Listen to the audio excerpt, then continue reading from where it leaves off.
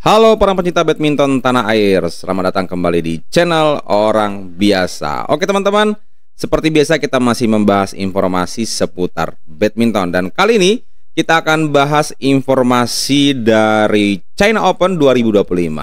Nah, sebelum sampai ke China Open 2025 teman-teman, itu ada turnamen yang sudah kita bahas kemarin, yaitu Daihatsu Japan Open 2025. Nah, kita sekarang itu akan membahas China atau Victor China Open 2025 yang akan bergulir di bulan Juli nanti ya, di bulan yang sama dengan Japan Open, yaitu tanggal 22 sampai dengan 27 Juli. Nah, informasinya teman-teman, Indonesia atau badminton Indonesia sudah mendaftarkan wakil-wakilnya yang akan mentas di sana. Nah, mari kita lihat selengkapnya. Sebelum ke sana, kita lihat dulu sini ya, sebanyak 16 wakil Indonesia telah mendaftar untuk mengikuti turnamen bergengsi China Open 2025. Kenapa bergengsi? Karena ini juga Super 1000 teman-teman, sama seperti di Indonesia Open ya. Nah, China Open 2025 akan menjadi tujuan utama yang diperhitungkan para pebulu tangkis dunia teman-teman ya. Karena sekali lagi ini Super 1000 dan mereka akan mengumpulkan poin yang cukup besar untuk bisa berlaga di ajang-ajang yang bergengsi seperti Olimpiade mungkin atau BWF World Tour Final nanti ya. Jadi ini akan jadi sekali lagi salah satu turnamen bergengsi dan juga hadiah yang sangat banyak juga teman-teman. Nah, turnamen berhadiah total berapa? 2 juta dolar. Wow, itu buat beli gorengan tuh banyak banget teman-teman ya, saat Indonesia bisa makan itu. Setara dengan 32,5 miliar rupiah ya. Itu seputar informasi awal ya. Dan mari kita lihat poin inti kita di dalam video ini, yaitu tentang wakil kita yang akan turun nanti ya. Dari sektor tunggal putra masih dengan format yang sama, kita lihat di sini ada Jonathan Christie, Anthony Ginting, dan juga Alwi Farhan ya. Dan tentu saja ini sementara ya, bisa saja ada perubahan menjelang dilaksanakan turnamen ini teman-teman. Ya, faktor yang lain misalkan pemain berhalangan atau misalkan sakit atau lain sebagainya. Tapi itu tidak kita inginkan, dan teman-teman saya yakin pasti akan komen di kolom komentar kenapa tidak Ubedillah gitu ya. Ya, pelatih lebih tahu, pihak PBSI lebih paham, begitulah. Kita hanya mengomentari, mengkritik aja. Positif, nggak apa-apa. Bergeser ke sektor tunggal putri. Kita sebelum ke tunggal putri, kita lihat untuk tahun lalu, gelaran di 2024 itu Jonathan Christie berhasil sampai di babak semifinal ya, sebelum dia dikalahkan oleh sang juara ya, yaitu pemain tuan rumah Beng Hongyang kalau nggak salah. 2 set langsung di semifinal ya. Dan di final itu mempertemukan pemain China versus pemain Jepang Kodai Naroka. Dan mari kita masuk ke sektor tunggal putri. Nah, ada 2 nama teman-teman. Tahun lalu itu hanya 1, yaitu Gregoria Mariska Tunjung ya. Kali ini dia akan ditemani oleh Putri Kusuma Wardani, format yang sama seperti Japan Open ya. Dan kita lihat ini untuk juara tahun lalu itu diraih oleh tuan rumah, luar biasa ya. Tunggal putra, tunggal putri semuanya tuan rumah yang meraih itu. Dan Gregoria itu sayang sekali tahun lalu terhenti di babak pertama alias babak 32 besar. Langsung kalah atas pemain dari India ya, 2 game langsung. Kita lihat berikutnya sektor ganda putra ya. Nah, sama seperti Japan Open, sekali lagi ya, China Open juga akan mengirim 3 wakil ini ya, yaitu ada Sabareza, kemudian Leo Bagas, dan juga pasangan debut ya, pasangan baru ya.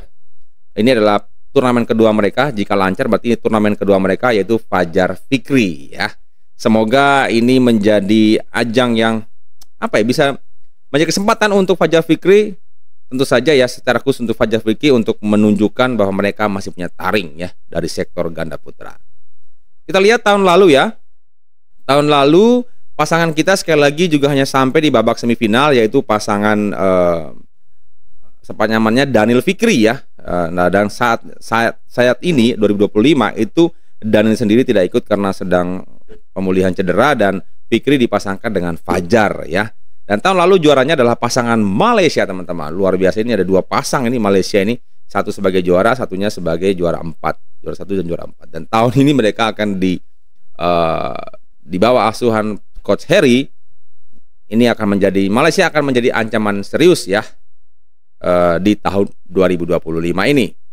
Next kita lihat ganda putri. Nah, ini dia, masih juga sama seperti Japan Open, ada 4 pasang.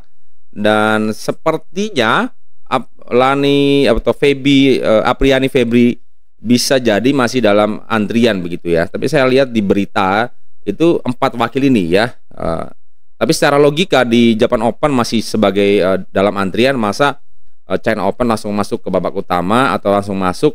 Sepertinya juga menurut prediksi saya mereka juga sepertinya masih dalam antrian. Jadi menunggu kalau jika ada pemain yang mundur, maka mereka akan ikut ya. Tapi kalau memang 4 wakil ini akan turun ya, itu lebih baik, peluang untuk mendapatkan gelar lebih baik ya. Ada Lani Siti, Ana Tiwi, Rahel Melisa dan juga Apri Feby ya.